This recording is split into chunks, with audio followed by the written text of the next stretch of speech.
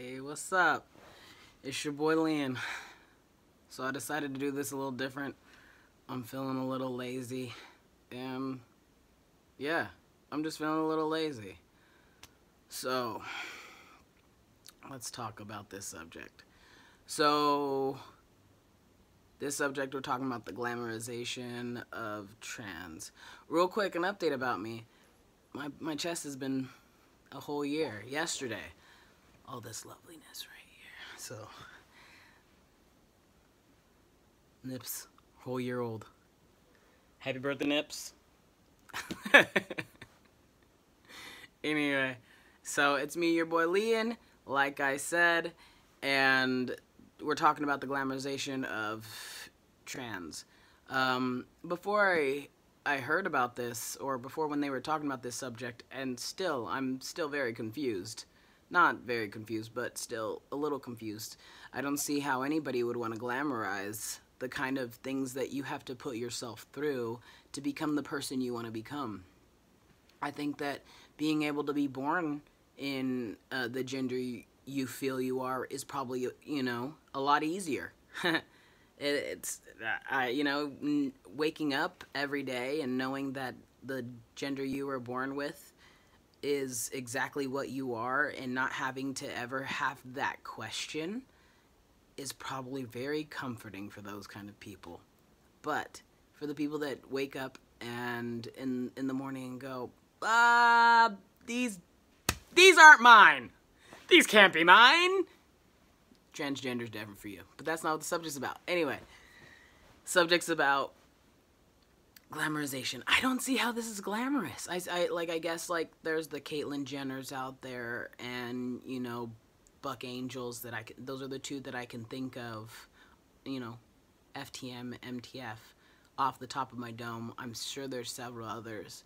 And they're kind of the ones in the eye that I see. Laverne Cox is another one that I've seen. I'm actually a big supporter of Laverne Cox. I think that she's an amazing woman and very much speaks out in positive ways in light, and I think that's great.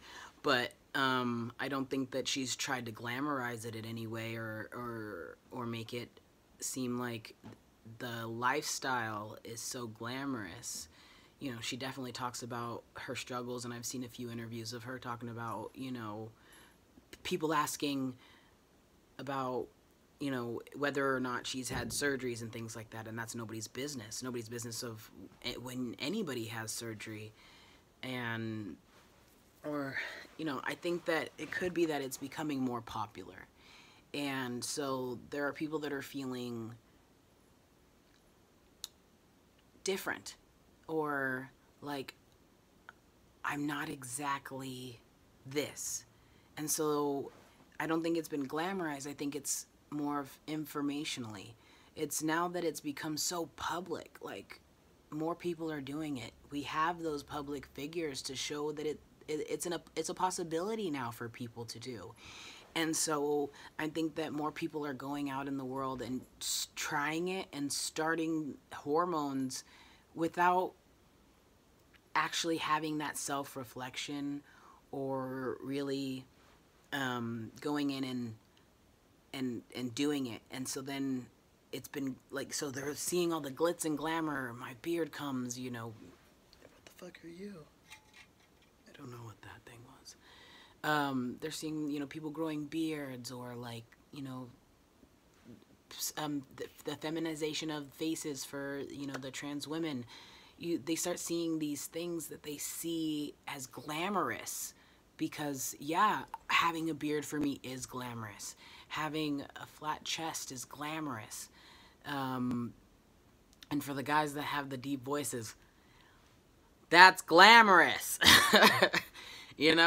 But there's a lot of struggle that comes with transitioning, or not getting that voice. Like, I clearly don't have the most masculine of voices, or, not being able to have surgery when you want because you have to wait for it. Not being able to start testosterone when you want because you have to wait for it. Those are parts of the struggle of becoming a trans individual. You struggle. You don't just you know, wake up one day and everything has changed. There's an entire process you have to go through. And I think that that's really amazing because, you know, there could be people that, you know, they're this far in their transition and start seeing things that, you know, they didn't want to change because they were expecting this, and this to change and didn't think about this. And that's the one thing they don't want. And then they decide because of that one thing, they might not want to change anymore. I've seen, you know, that happen as well, where people detransition, which I think would be a great subject for us on the Brotherhood to talk about now that I'm thinking about it, and I've thought about this before. Because that's a very natural and normal thing for people to do. But I'm not going to talk about that now because that's not the subject. We're talking about the glamorization. So I guess what I'm thinking for glamorization is, and when I see it in my head, is the Caitlyn Jenner. Like, she went so fast from being, you know, I'm not going to say her name because the dead name for it, because I don't know how she feels, or that's not my business. But Jenner, she went from being a very prominent athlete and prominent person in social media, and then, like, nobody knew she was going through this transition, and it could have been something secret between her and her family, and she didn't make it public, and that's fine.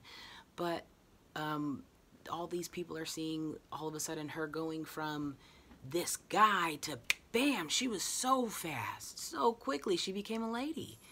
And I think, that sounds so terrible, so fast she became a lady, but so quickly she got that aesthetic because she had the money to do so. And so I feel like that glamorizes a little bit because you get to see that the end product of somebody that was able to do it with the financial means to do it so fast. It's not that fast, and it's not that glamorous. They're, you know, you go through pains, you know, or not pains, not physically, but the emotional pain of, oh my goodness, I didn't get any facial hair, because there's guys out there that don't get it for several months.